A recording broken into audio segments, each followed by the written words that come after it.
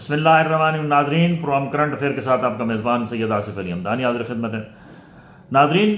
امریکہ اور ایران کے درمیان جو جنگ بندی ہے وہ اس میں جو توسیع کی گئی تھی، اور جو اہم پیش رفت یہ ہے کہ کیونکہ یہ ڈیڈ لاک کافی 2 ہفتوں سے ڈیڈ لاک ہے اس میں، اور کوئی اہم پیش رفت نہیں ہو رہی ہے، جس کی وجہ سے یہ عام تاثر دیا جا رہا ہے، اور ٹرمپ بار بار جو ہے وہ اپنی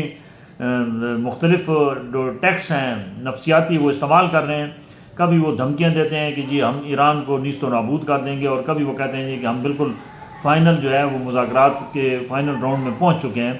تو ابھی جو حالیہ پیش رفت یہ ہے کہ پاکستان ایک مرتبہ پھر اسلام آباد جو ایک پہلے ثالثی کے لیے کردار ادا کیا گیا تھا اسلام آباد کے اندر،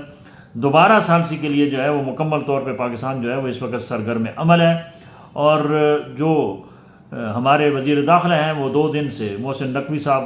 جو ہے وہ ایران میں موجود ہیں، اور ایران کی اعلیٰ قیادت کو قائل کرنے کی کوشش کی جا رہی ہے کہ گیو اینڈ ٹیک پہ جو ہے وہ ایک معاہدہ ہو جائے۔ اور ابھی جو اطلاعات آ رہی ہیں وہ یہ ہیں کہ ہمارے فیلڈ مارشل تھوڑی دیر پہلے ہمارے field marshal general Asim Munir صاحب بھی جو ہے وہ ایران روانہ ہو چکے ہیں، اور وہ ایرانی قیادت کے ساتھ جو ڈرافٹنگ ہے اس کے اوپر جو ہے وہ فائنل مشاورت ہوگی، اور پھر متوقع ہے کہ اگلے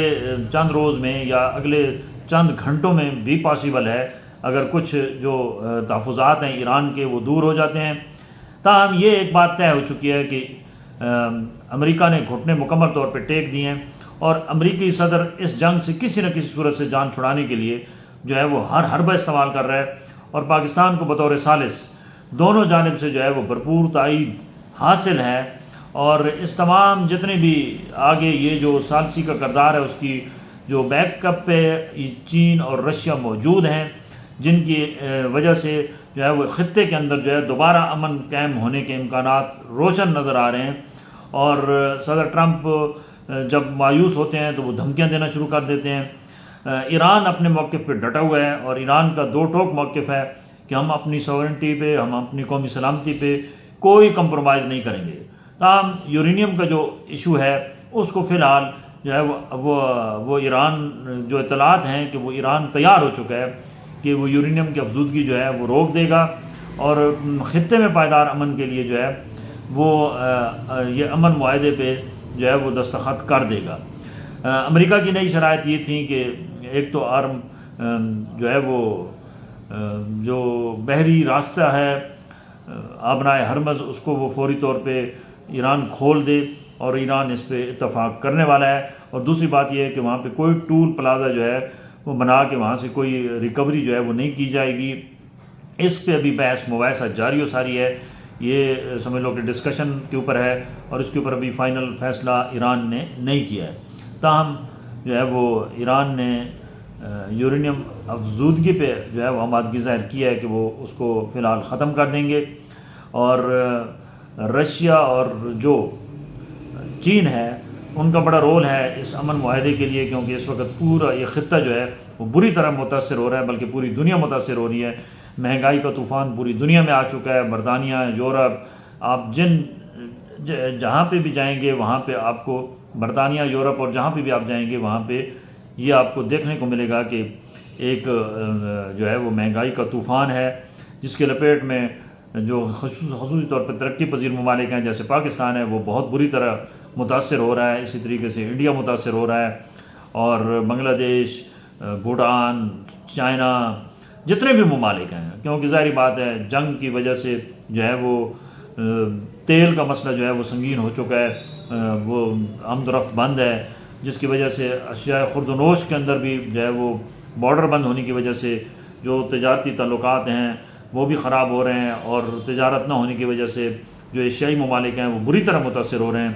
وہاں پہ جو ہے وہ مہنگے داموں تیل بھی خریدا جا رہا ہے، جس کے اثرات جو ہیں وہ عام آدمی پہ بہت زیادہ پڑ رہے ہیں۔ خصوصی طور پہ پاکستان کے اندر دیکھ لیں، اس وقت تیل کی قیمتیں دیکھ لیں، پھر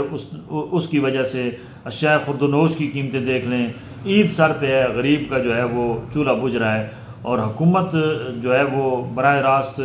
عوام کو وہ ریلیف دینے میں ناکام ہو چکی ہے جو اس کو دینا چاہیے تھا۔ اس وقت صورتحال یہ ہے کہ قوت خرید لوگوں کے اندر اتنی کم ہے کہ آپ مویشی منڈیوں کا جائزہ جا کے دیکھ لیں، وہ جو ایک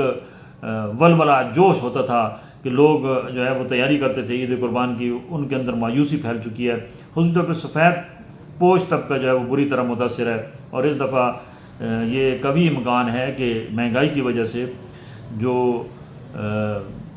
قربانیوں کے جانوروں کی خرید ہے وہ بہت کم ہوگی، اور بیپاری بھی پریشان ہیں، ظاہری بات ہے انہوں نے مال تیار کیا ہے، مہنگے داموں انہوں نے وہ ان کو کھلایا پلایا چیزیں خرید کے، اور وہ ریٹ نہیں لگ رہا ہے مارکیٹ کے اندر۔ پاکستان کے اندر ویسے اس وقت سلم ہے بہت سخت قسم کا، مہنگائی کی وجہ سے لوگوں کے اندر جو ہے وہ قوت خرید کم ہو چکی ہے، اور پبلک کا یہی مطالبہ ہے عوام کا کہ یوٹیلٹی بلز دیکھ لیں، خصوصی طور پہ بجلی، گیس اور پانی کے بل دیکھ لیں، اس کے بعد اشیاء خرد و نوش دیکھ لیں، پھر ڈیزل پٹرول کی قیمتیں دیکھ لیں۔ تو عوام کا تو ایک ہی ہے کہ ہمیں جینے دیں، اور ہمارے اوپر حکومت جو ہے اور وہ کوئی نظر کرم کرے، یہ جو ریٹ ہیں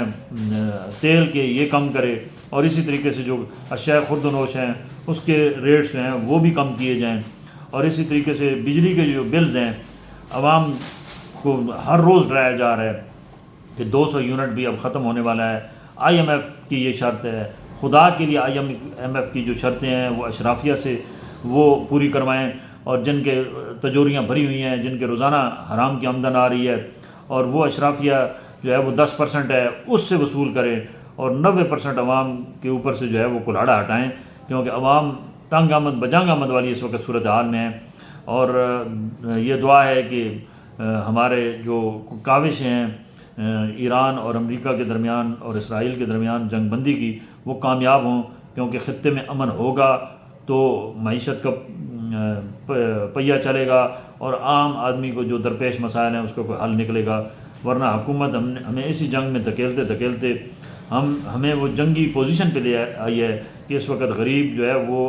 اپنے بھوک اور افلاس کے ساتھ جنگ لڑ رہا ہے، اور روزانہ کی بیس پہ دیکھ لیں کہ خودکشیاں ہو رہی ہیں، عوام جو ہے وہ دست و گریبان ہیں، ادارے کام نہیں کر رہے ہیں، کرپشن پورے عروج پہ ہے۔ تو ریاست کو چاہیے کہ از سر نو ایک سوشل کانٹریکٹ جو ہے وہ حکومت کے ساتھ طے کرے، اور کچھ اہداف دے اس حکومت کو، صرف لوٹ مار اور بڑی فوجیں رکھنے کا جو ہے، یعنی کہ بڑی کابینہ دیکھ لیں۔ ان تمام چیزوں کے اوپر جو ہے وہ فوری طور پہ حکومت کو بھی سوچنا ہوگا کہ کابینہ کا سائز بالکل چھوٹا کر دیں، سادگی اپنائیں، لگژری گاڑیاں ختم کر دیں، پٹرول مفت کا ختم کر دیں، بجلی مفت کی ختم کر دیں، گیس مفت کی ختم کر دیں، تب جا کے عوام کو ریلیف مل سکتا ہے۔ 10% کی تکلیف سے 90% عوام کو ریلیف مل سکتا ہے، تو 10% کو تکلیف اٹھانی چاہیے، نہ کہ 90% کی کو تکلیف دے کے 10% جو ہے وہ اپنا ریلیف لیتا رہے۔ بہت شکریہ۔